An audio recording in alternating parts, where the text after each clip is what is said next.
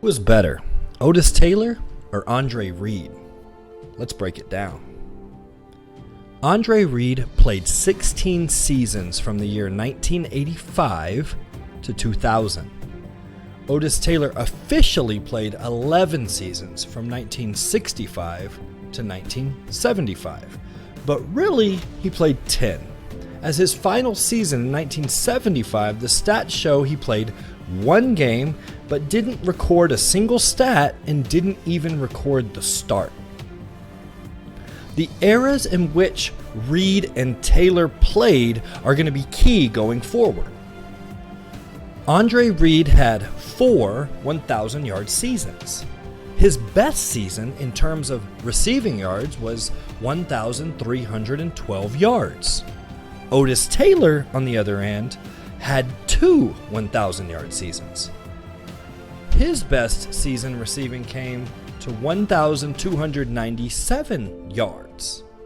That's only 15 yards less than Andre Reed's best season.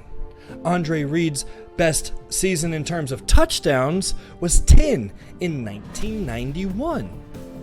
Otis Taylor's best touchdown season was 11 in 1967. Back when you only played 14 games and not the 16 that we play now. Actually, I think it's 17 now. Andre Reed averaged 13.9 yards per reception. Otis Taylor averaged a whopping 17.8 yards per reception over the course of his career. They just didn't throw the ball as much. Andre Reed averaged 56.4 yards per game. 56.4. Otis Taylor averaged 56.2. With that close of an average, if Otis Taylor would have played the same amount of games as Andre Reed, he would have had almost the exact same amount of yards. In the 60s and 70s. You see, they threw the ball significantly more in the 90s than they did in the 60s and 70s. Think about this. Jim Kelly was Andre Reed's quarterback.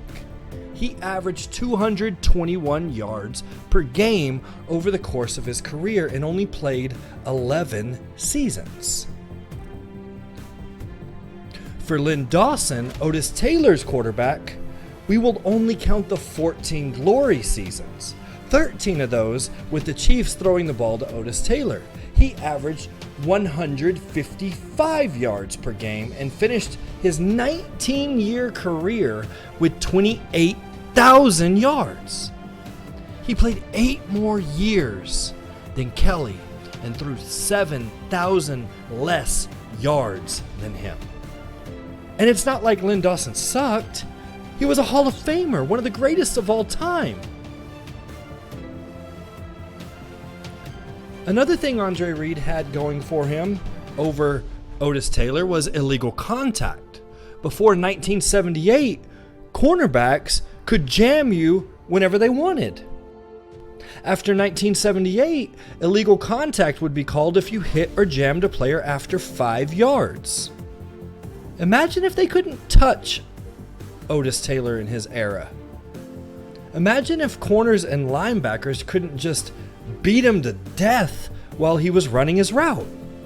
He probably would have played many, many more seasons. We may actually be comparing his stats to, Jerry Rice.